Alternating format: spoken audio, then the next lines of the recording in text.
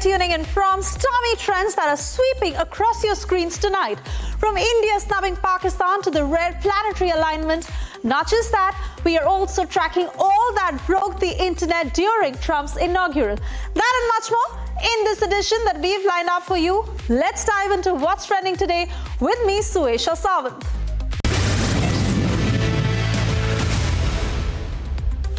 And on to the biggest trend. Yes, Saif Ali Khan is finally home. He was dressed in white, walking straight. As he got back home, he was not assisted. He was walking by himself. After 6 days, 6 steps and a spine surgery later, while we wish him a speedy and absolute recovery, the mystery of his attacker continues to grow. Unlike the layers of an onion, this story is just getting more and more complex with less answers and more questions.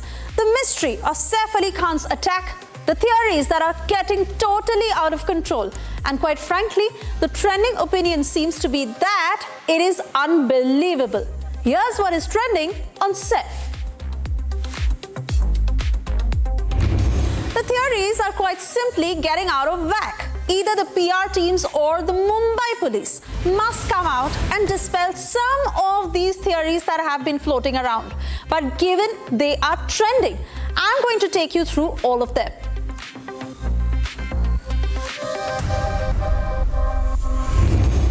The latest theory on Saif is that there were 4 male helps in the house and they did nothing.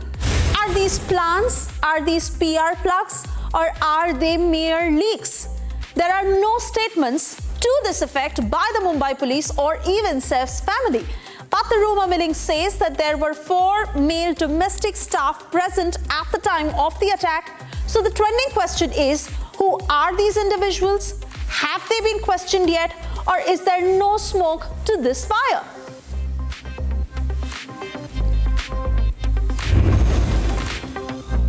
One wild theory that has been put out on the internet is that Saif's attacker hid in his garden for 2 hours straight and waited for the opportune time to climb up 10 floors to stab him. Now, this seems a little bizarre, but if it is not true, then the Mumbai police ought to call these reporters out. If it is true, then where is the CCTV of the attacker? Saif surely lives in a high security complex.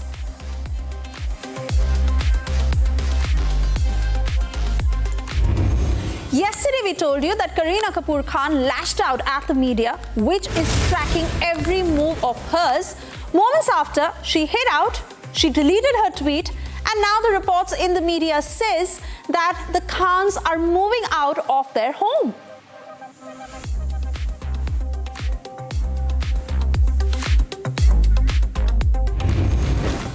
For the last few days, we were told that the attacker is a Bangladeshi national. Today, there is another layer to this theory, saying that he crept in by swimming across a river, snuck into Meghalaya, got a SIM card in Kolkata, changed his name to Vijay Das, and came to Mumbai. Saif is to set the record straight in his statement. The attacker's lawyer says that the Mumbai police has got the wrong guy. In fact, I have him with me on the show for his version. And joining us on the show is Mr. Sandeep D. Sherkhani. He's an advocate. He's joining us from the Branda Court. Thank you for speaking to Republic. Why is it one papa after the other by the Mumbai police? The investigations. Now, there is a big question on the investigation. Why the investigation officer are not able to show a single proof against the accused that he is that person who has been arrested. First of all, if you see the CCTV footage of the building and the person photo which the person has been arrested is totally different. There is the angle which has been taken against the accused about the Bangladeshi is totally a diverting the main reason, and the case has been turned to the different angle.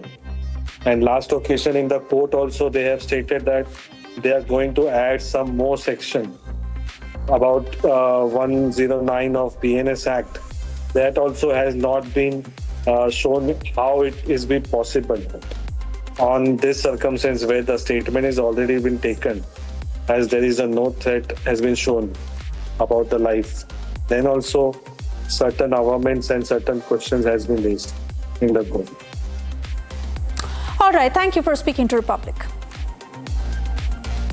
On to a big trend from today. In a huge snub to Pakistan yet again, Indian cricket team captain Rohit Sharma has decided to skip the opening ceremony of Champions Trophy 2025. With Pakistan exporting terror, India has made its intent very, very clear. All India matches will now be held at a neutral venue in Dubai. PCB is already facing a lot of backlash for the crumbling cricketing infrastructure and dilapidated conditions of its stadiums. The ICC has also warned the PCB of consequences if the infrastructure is not ready by the 12th of February. And as if this wasn't enough for Pakistan, the other aspect that is irking the PCB, rubbing salt onto their injuries, Team India jerseys will now not carry the logo of the host nation Pakistan. On this, we'll also get a word from cricket analyst Shekhar. Shekhar joining us on the show tonight. Shekhar, do share your thoughts. India not wearing the host nation's logo, but Pakistan has a list of complaints. See, Pakistan from the beginning of the Champions Trophy, from 6, we've been having so many discussions on your channel about Pakistan and how Pakistan has always been delaying and postponing things. See, for Pakistan, this Champions Trophy is extremely important, primarily because of 3 reasons. One is they need the money. The second thing is Pakistan has not hosted any global tournament of this nature in the past. So it's a real test by fire for them. The third thing is all the world is going to be watching them. And this is a great opportunity for them to shine. And India has all the rights, all the privileges. India has got all the reasons to decide on what they should wear, because I think BCCI controls it and then ICC. And India will do what the BCCI tells them to do. Now, coming to Pakistan really needs to up the game in terms of infrastructure, in terms of providing basic facilities, in terms of making sure this Champions Trophy starts off on a good note. Now, a lot of countries don't want to visit Pakistan because of security risks, because of the fact that this nation is not a place to go in primarily for sports alone. We've seen what has happened with Sri Lanka in the past. We've seen what's happened with cricket teams in the past.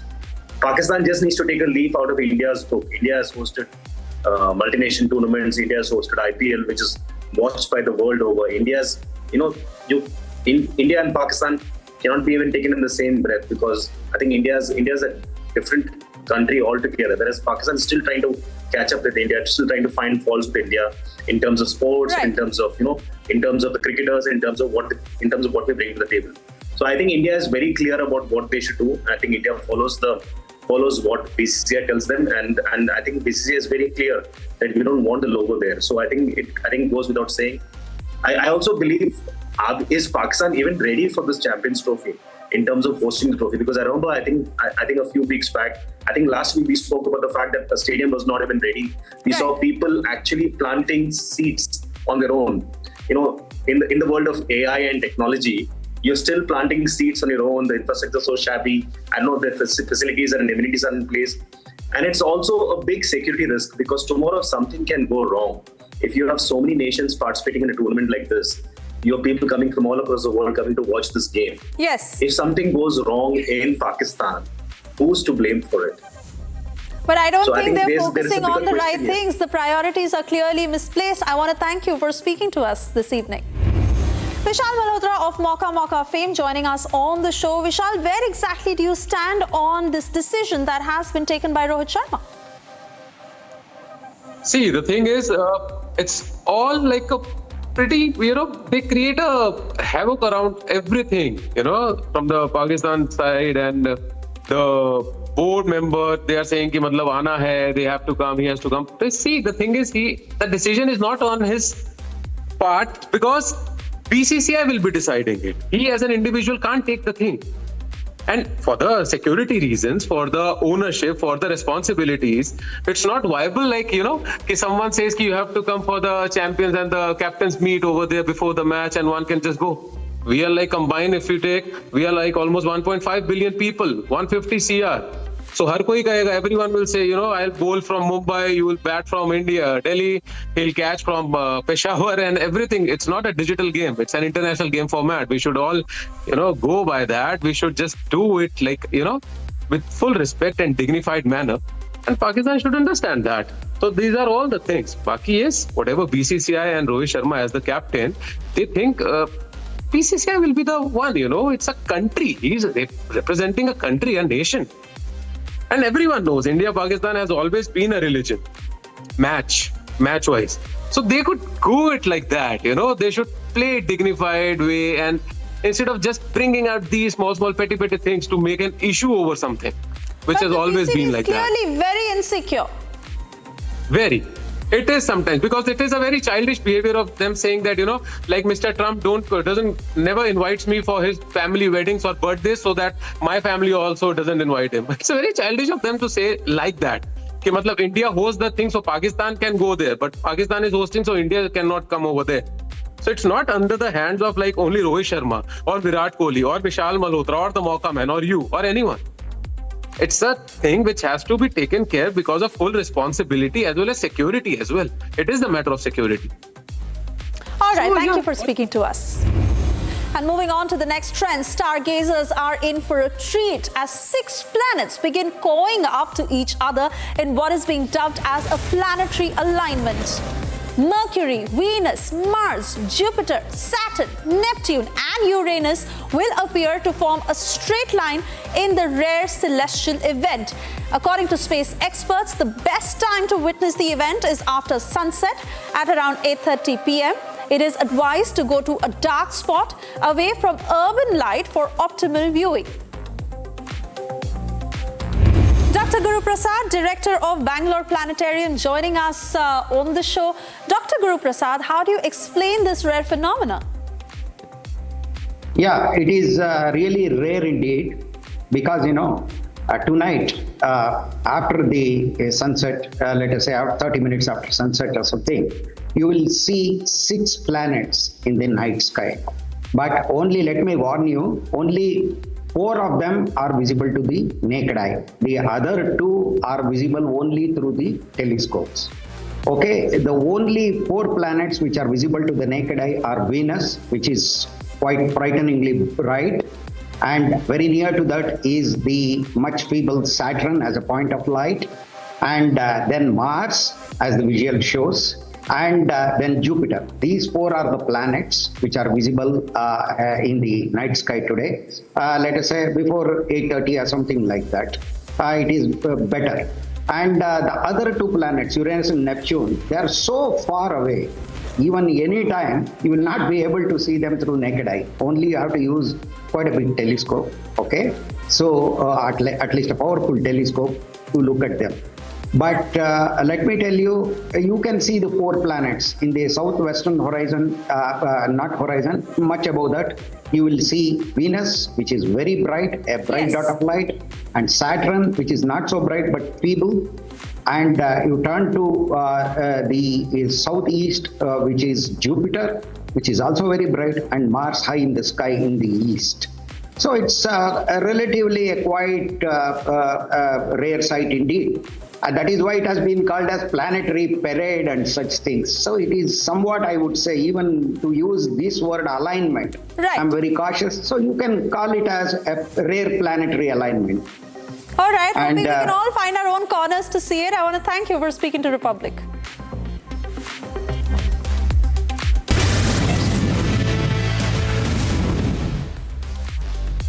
And time now for all the hot trends that have been blowing up the internet today. Donald Trump and Melania's awkward air kiss moment during his second presidential oath ceremony has gone viral. Trump attempted to kiss Melania, but her hat created a barrier of sorts, leading to a flurry of speculation.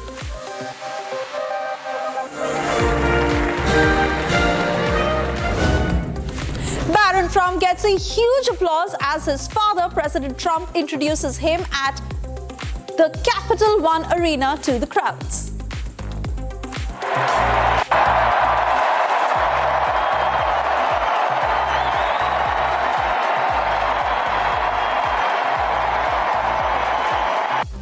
And then I have a very tall son named Barron. Has anyone ever heard of him?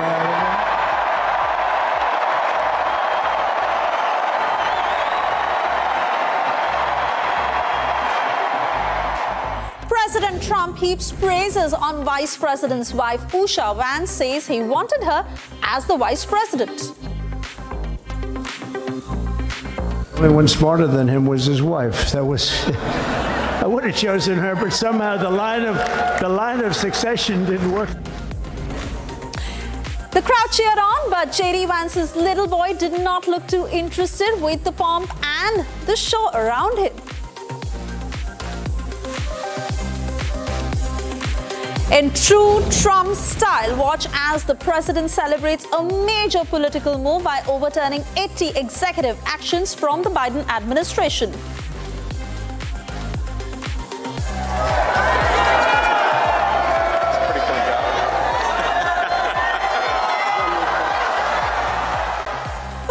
President Joe Biden gets up to laud President Donald Trump's speech, even if it is with a tinge of reluctance. The hostages in the Middle East are coming back home to their families. Watch how Trump was flanked by tech giants at his inauguration. Sundar Pichai to Elon Musk to Jeff Bezos. Seems like Trump wasn't the only person viewers were paying attention to. Mark Zuckerberg, who was among several tech billionaires attending Trump's second inauguration, went viral after meeting Jeff Bezos' wife. The former president shared a playful moment. A staffer asked George Bush, "Are you going to behave?" Obama chimes in with a no. Are you going to behave or not? No. All right. Former First Lady and presidential candidate Hillary Clinton laughed as Trump announced during his inaugural address that he would rename the Gulf of Mexico to the Gulf of America. Short time from now, we are going to be changing the name of the Gulf of Mexico to the Gulf of America, and we will restore the name of a great Carrie Underwood had a quick response to the technical difficulties that preceded her performance at Donald Trump's inauguration. No, music not.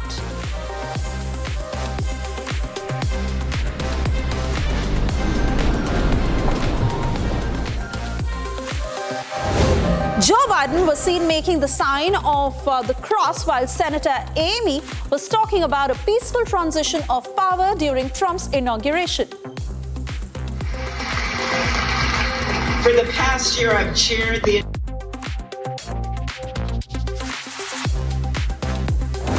Two Bibles on his side, yet Donald Trump did not place his hand on them while being sworn in as president of US. While Article 6 of US Constitution states that no religious test shall ever be required as qualification to any office, Trump's move certainly sparked speculation. Watch that moment when Trump realized Joe Biden had left a letter for him.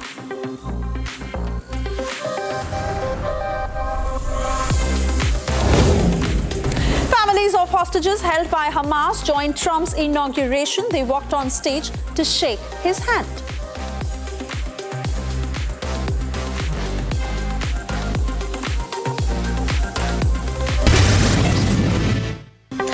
To the next trend, during a Donald Trump rally post his US presidential inaugural event, Tesla CEO Elon Musk made a weird one-arm gesture that is being likened to a Nazi salute. He made the gesture while thanking supporters for contributing to Trump's victory.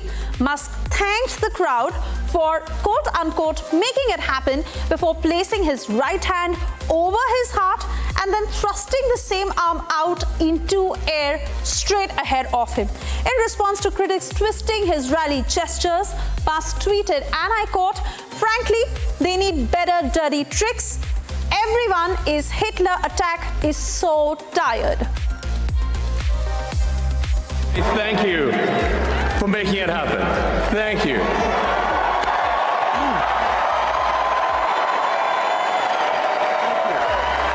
My heart goes out to you. It is thanks to you that the future of civilization is assured. Moving on to the next trend, at his presidential inaugural event held at the U.S. Capitol Hill, the 47th United States President Donald Trump said United States would adopt an official policy of recognizing only two genders, male and female, unquote. The latest measures introduced to define biological sex comes in intended to stop the federal government to quote-unquote socially engineer race and gender into every aspect of public and private life. This week, I will also end the government policy of trying to socially engineer race and gender into every aspect of public and private life.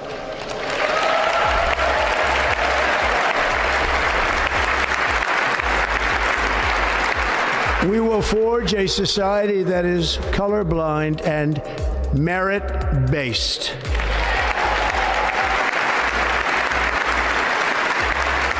As of today, it will henceforth be the official policy of the United States government that there are only two genders, male and female.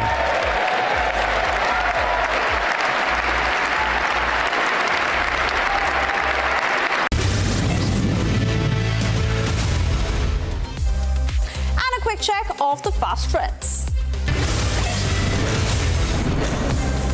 A plane fight video that went viral, a female passenger, netizens likened to Karen, threatens, "Take him away or else," over a man sitting next to her on the flight.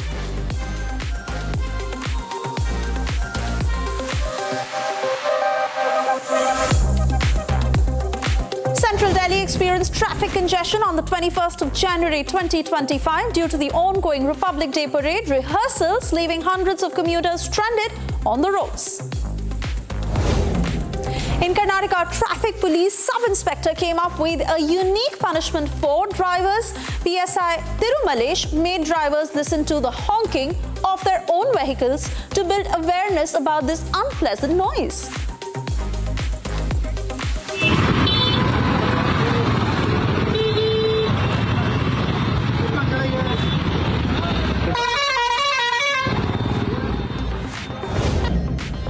Historic Mahakumbh 2025, the Mutt of Kerala introduces a pink bus facilitating breast cancer detection in women under the guidance of spiritual leader Ma Amrit Nandamai. Narayan Murthy clarifies stance on heated 70-hour work week debate. The Infosys co-founder says, and I quote, "Working long hours is a personal choice not to be imposed on others," unquote. In a case of suspected firing in Washington, D.C., Ravi Teja, who hails from Hyderabad, was shot at by assailants. The 26-year-old student was on the lookout for a job in the United States.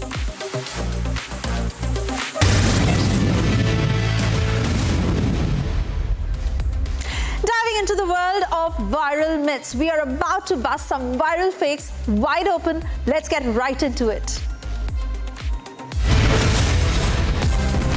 Did Salman Khan visit Saif Ali Khan at the Leelavati hospital after the latter was attacked at his Bandra home? Absolutely not. Turns out, these viral pictures of Saif and Salman circulating online were AI generated.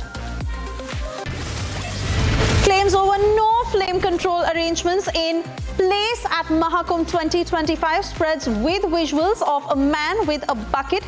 It's surely meme-worthy, but far from what the truth is.